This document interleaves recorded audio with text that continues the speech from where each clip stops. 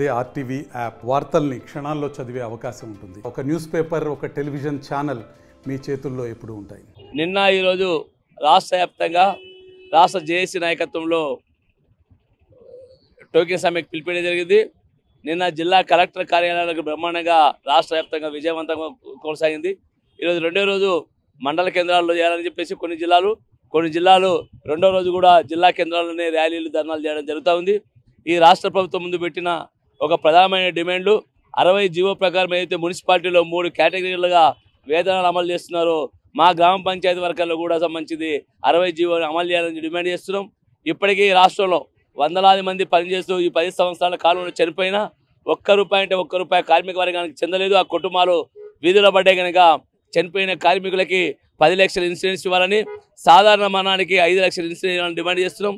అంతేకాదు ఈ కార్మికులు ఈ ప్రభుత్వ రంగంలోనే నేరుగా గవర్నమెంటే వేతనాలు చెల్లిస్తుంది, గవర్నమెంట్ అకౌంట్లో పడుతున్నాయి. అదే దానికోసం సపరేట్గా బడ్జెట్ కేటాయించాలని చెప్పి డిమాండ్ చేస్తున్నాం. అట్లా డిమాండ్ చేస్తే తప్ప ఈ గవర్నమెంట్ ఇప్పటికే చిన్న గ్రామ పంచాయతీలో కొన్ని పెద్ద గ్రామ పంచాయతీలో నిధులు లేని పరిస్థితి ఉన్నది. 6 నెలలు, 8 నెలలు, 5 నెలలు, 4 నెలలు, 2 నెలలు కూడా జీతాలు పెండింగ్లో ఉండి కార్మికులు అర్ధాకలతో జీవిస్తున్న పరిస్థితి ఉంది. ఇది దుర్మార్గం చర్య అని చెప్పేసి రేవంత్ రెడ్డి ఆలోచించాలి. ఇప్పటికైనా పెండింగ్ వేతనాలు తక్షణం విడుదల చేయాలని డిమాండ్ చేస్తున్నాం. ఈఎస్ఐ అమలు చేయాలి, ఉద్యోగ భద్రత కల్పించాలి. ఈ వెలుగులో అట్లాగే 51 జీవో తీసుకొచ్చారు. అంటే గాడిదని గుర్రాన్ని ఒకే దగ్గర కట్టేసిన పరిస్థితిలో ఈ రాష్ట్ర ప్రభుత్వం వ్యవహరిస్తుంది. గత ప్రభుత్వం తీసుకొచ్చిన జీవోని మల్టీపర్పస్ విధానం రద్దు చేయాలి, 51 జీవోని రద్దు చేయాలని చెప్పి డిమాండ్ చేస్తున్నాం.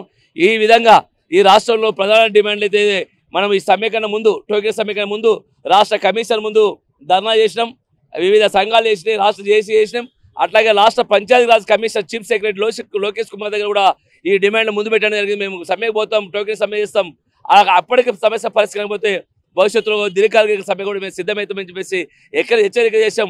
ఇప్పటికీ ఈ రాష్ట్రంలో 12,769 గ్రామ పంచాయతీలు సుమారు 60,000 మంది ఉందో మేము చెబుతున్నాం. ఇప్పటికే మొన్న లోకేష్ గారు చెప్పారు 54,600 మంది ఇప్పటికీ నమోదు చేశాం.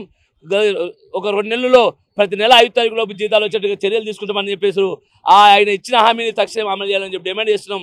ఈ వెలుగులో ఈ రాష్ట్ర ప్రభుత్వం ఈ టోకెన్ సమ్మెను స్పందించకపోతే భవిష్యత్తులో త్వరలోనే జేఏసీ రాష్ట్రంలో సమావేశమై ఈ రాష్ట్ర ప్రభుత్వం వ్యతిరేకంగా రేవంత్ రెడ్డి ఇచ్చిన ఎన్నికల మేనిఫెస్టోలో పెట్టిన ఉద్యోగులకి, ఈ కాంట్రాక్ట్ వర్కర్లకి, ఈ కనీస వేతన అమలు వాళ్ళకి అన్నీ అమలు చేస్తామని చెప్పి అమలు చేసే విధంగా రాష్ట్ర గవర్నమెంట్ కొత్తగా వచ్చిన ఇప్పటికే సంవత్సరం అయిపోయింది. రేవంత్ రెడ్డి హామీలు ఇచ్చిన కానీ గాలి కుదిరిసిన పరిస్థితి ఈ కాంగ్రెస్ ప్రభుత్వం వ్యతిరేకం కూడా ఒక బలమైన పోరాటానికి గ్రామ పంచాయతీ కార్మికులు సిద్ధమవుతుందని చెప్పేసి రాష్ట్ర ప్రభుత్వం హెచ్చరిక చేస్తూ మరిన్ని వీడియోస్ కోసం ఛానల్ ని సబ్స్క్రైబ్ చేయండి. లేటెస్ట్ అప్డేట్స్ కోసం వాట్సాప్ ఛానల్ ని ఫాలో అవ్వండి. ఆ లింక్ డిస్క్రిప్షన్ లో ఉంది.